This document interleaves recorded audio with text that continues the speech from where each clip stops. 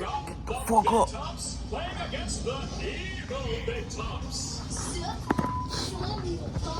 I'm finna shoot the fucking school up, bro. Legal purposes, I was just joking. For legal purposes, I was just joking.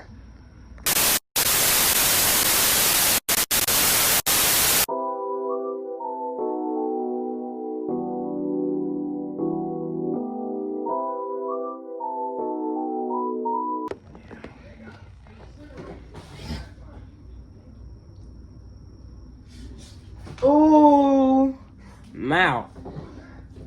Today, I just got back from school.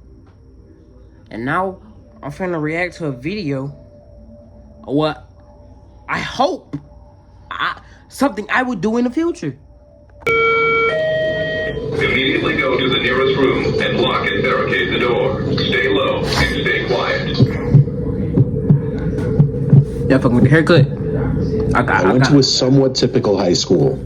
Not in a traditional American suburb, but a more rural set high school. Some kids go to schools with graduating classes of like 500 to hell, even 1,000 kids. My high school had, I think, a little less than 200 kids in my graduating class. It was the kind of high school where even if you weren't friends with someone, you still knew them by face and name. Walking down the hallways, you'd know basically 99% of your peers, at least in your own graduating class.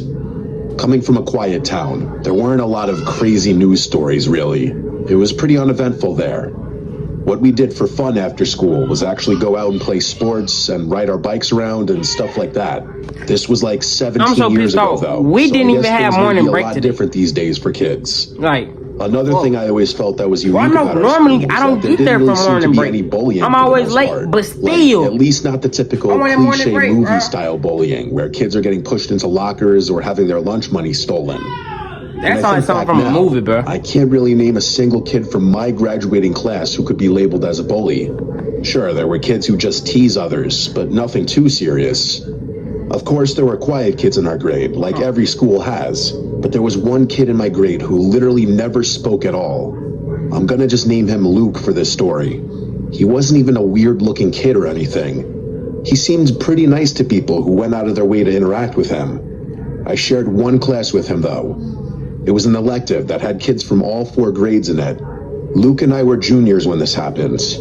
This elective was a computer class, and back when this happened, the computer rooms in our high school were still rocking those big, bulky box computers. I remember the layout of this classroom. There was the aisle in the middle separating 2 columns of tables, and the 2 columns had 4 rows each. Each row had 4 seats, and each student had their own computer. This class wasn't full, so there were probably like 26 filled seats out of 32. Luke always sat in the second row in the furthest seat to the left with no one next to him, as everyone else sat with people they knew from their respective grades. Unfortunately, not long into the semester, the seniors in the class started collectively picking on Luke. By this, I mean some of the seniors make jokes about how quiet he was, and it was scary when the teacher would ask certain things. For whatever reason, our teacher never stood up for Luke and told him to cut it out. That's quiet. The teacher was a bit of a I know, pushover I'm quiet, from what I remember. but I'm a cool type of quiet. As the semester went don't on, talk at all. it got a little worse. I remember at one point seeing a small piece of paper fly from the back row from the seniors right to the back of Luke's head. I remember he turned around and had this very telling look. The seniors continued to make fun, one of them saying, "Wasn't me," and blaming one of the other seniors. The look on Luke's face just looked like a mix of sadness, anger, and just defeatedness. I genuinely felt bad, but I didn't get involved. Eventually, one day I saw Luke sitting on a curb not far from the high school after school ended one day. I passed by him as I was walking to my car. About what he gonna do to y'all. I have an early birthday, so I was driving around halfway through junior year. Given we were in a quiet area, no one was exactly walking distance from school. So I did the right thing and said, "What's up?" and asked if he needed a ride home. His face literally lit up a bit as he said yes. We walked to my car, and from there on, he guided me to his house. It was about a 10-minute drive to his house. We talked a lot during that car ride. I told him he should just ignore the seniors in our computer class. I said they're a bunch of deadbeats anyway. He said they're not the only ones that he's sick of. He implied that he deals with people picking on him in multiple classes, which honestly made me feel pretty terrible for him. In those 10 minutes, I felt like I learned a lot about Luke and got to know him as a person just a bit, and he seemed like a decent kid. As I dropped him off, I made a comment to him about how close we lived, and then we said goodbye. Every day in class after that, we'd say hey to each other, but admittedly, I unfortunately never got involved whenever he got picked on. Well, one day, Luke didn't show up to class.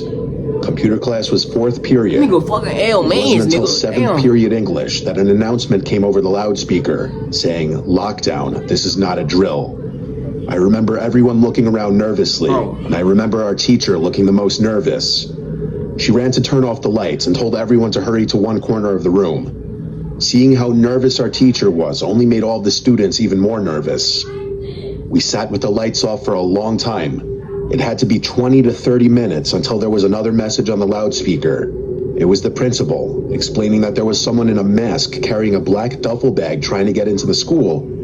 Our school had really good security, and when someone spotted that person approaching the school with what could only be assumed to be guns or any kind of weapons in that duffel bag, the doors were all locked. The school day was cut short after that once a few police cars were on the scene. I remember it being a Friday, so I took a few of my friends home to my house so we could hang out. I'd be lying if I said I remember the small details thereafter of that day, but I think it was that same night that I woke up in the middle of the night to light tapping at my window. And I could see someone on the other side of the glass. Friends, nigga. We ain't. I started freaking out, and before running to get my dad, That's why I don't talk took to a the closer quiet look. niggas. Once you start and talking said, to them, "Who is it?" they think they your best I heard friend for Luke's life. voice as he said his name. I felt like my heart dropped a second time. I went over to the window and lifted it just a crack. I said, "What are you doing? How did you find me?" And he said through the window, "I tried to do something bad." And it instantly clicked. I mean it. It instantly clicked in my head that it was him. Before he could even tell me, I said, "Was it you who caused the lockdown?" And he said yes. I was scared to ask him what he was planning on doing. Instead, I asked him how he found me. He admitted to remembering the deli that I said I lived by, and he eventually found my car after biking around the area. That explanation didn't make it any less disturbing. Luke asked me if he could come in and talk about what he planned on doing, and I said no, I cannot let him in, nor can I hear what he planned on doing. I actually recommended he go to the school and confess to whatever he was going to do, and when he refused to walk away from my window, I said "Dad" really loudly, which worked in scaring him off. I went to my parents' room. Well, I heard noise outside my house. I got so fucking My scared, mom was the bro. one who insisted on calling the police. She was distraught. When a police officer eventually came, I had no choice but to tell the truth. I gave Luke's identity, and I explained that he had just come to my window, admitting to potentially almost doing something horrible at the school. I'm saying like Obviously, the Mariah police Carey, were already nigga, aware of the on lockdown, December 25th, so I believe nigga. police were sent to his house that night. But after speaking with Luke's parents, they realized Luke wasn't there. I believe it was the next day that Luke was either found or he just returned home and police were still waiting there, and he confessed to what he told me. As far as our graduating class knew, Luke was charged with something like making a terroristic threat. I know he did time, and I know he's been out a long time. To be honest, I don't really know if he's still around. Part of me always wanted to feel bad for Luke, witnessing how loneliness and getting picked on can probably eat away at someone. He followed me and came to me simply because I showed him an act of kindness. Something I unfortunately Don't do that, believe nigga. Let nobody that else weird showed him. nigga sit there. Still, If he contemplating the fact on, that he admitted to let him bringing do a gun it. to school with a mask on, even if he didn't admit to intending on carrying out the implied threat, I can't fully believe he simply came to the school with a gun just to scare people. I think he for a split second had a horrible plan and got cold feet and regretted it. I just hope Luke eventually got the help he needed. One more story. If his ass, y'all never get in this video. This happened in 2016, back when I was in 5th grade. If you remember that year, you probably remember all the killer clown sightings that were happening around the country. At the time, it was all over the news and social media. Most adults thought it was just some dumb trend or prank, but for young kids, it was actually pretty scary. It was a normal day at school. I went to an elementary school in a quiet suburban area where I still live. Nothing weird ever really happens here. It was around 1 p.m., I'm guessing, because it was closer to the end of the school day. We were in class working on some random assignment, and the classroom was quiet except for a few people whispering. Then, one of the students in my class suddenly said out loud, "There's a clown outside." I still remember her high-pitched voice as she said it. Some of us stood up and looked toward the window, and yeah, there really was a clown outside. He was standing just a few feet away from the window, facing our classroom directly.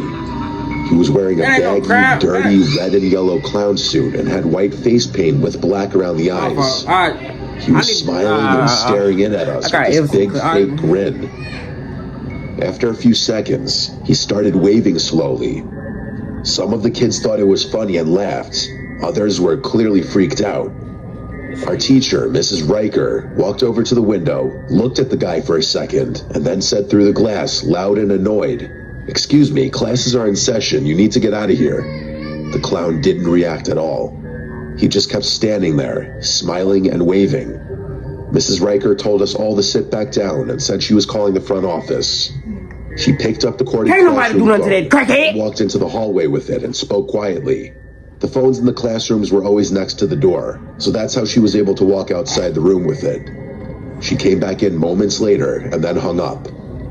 She walked over to the window and shut all the blinds after she saw that the man in the clown costume was still there, doing the same creepy waving motions, smiling, and general clownish mannerisms. Not even 2 minutes later, the principal's voice came over the loudspeaker. "Staff, please get your classrooms into lockdown formation." There was a sense of urgency in the voice that, looking back, was probably to alert the teachers that it wasn't a drill without causing all the kids to go into a panic. Unpredictable, bro. I be That's watching when that it nigga got every move, serious. bro. Mrs. Riker rushed to turn off the lights and told us all to get under our desks. She pulled the door shut and locked it. Everyone was quiet. Some kids were giggling, but others looked scared. I was definitely scared. We stayed like that for what felt like forever. It was actually about 30 minutes. Nobody knew what was happening. But eventually, the principal came back on the loudspeaker and said the lockdown was over and that the situation had been handled. Apparently, school security had confirmed that the clown was gone. They didn't tell us anything else. Classes went on like normal for the rest of the day. It felt weird. Everyone was talking about it during dismissal, but the teachers didn't say much. Then, after school, I was walking home with my friend Chris. We lived in the same neighborhood, just a few blocks away. While we were walking, a couple of fifth-grade girls behind us suddenly ran past us, looking panicked. One of them said, "There's someone in the woods." We stopped and turned around. Behind the school, there's a small patch of trees. It's not deep woods or anything, just enough to separate the school from the street behind it. And standing just barely out of view, near the edge of the woods, was the clown again. Same dirty outfit, same painted face. He was half hidden by the trees, but he was clearly waving, and he wasn't just waving at random. He was doing it slowly, directly at the girls who had just passed us, like he was trying to call them over. Chris and I didn't say anything. We just ran. I don't know what happened after that, but I told my parents as soon as I got home. They called the school, and later I heard from another kid that the police were called again and patrolled the area, but they never found anyone. To this day, nobody knows who that guy was, and I don't know if he was just trying to scare some kids or if he were planning something worse.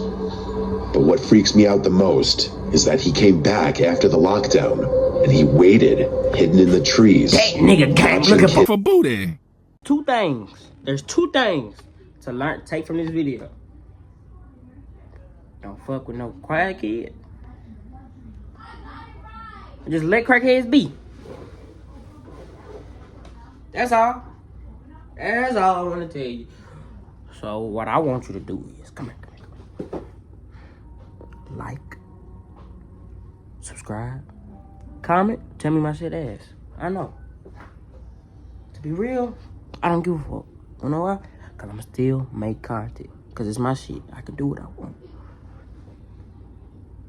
So yeah, that's it, man. And turn on the notification bell if you really fuck with me. And if you don't,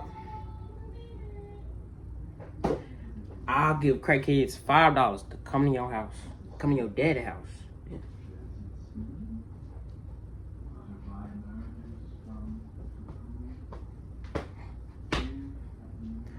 I know a crackhead named Big Dick Buster. Whatever that shit. I don't know what the fuck that mean. But, I'll see y'all niggas later.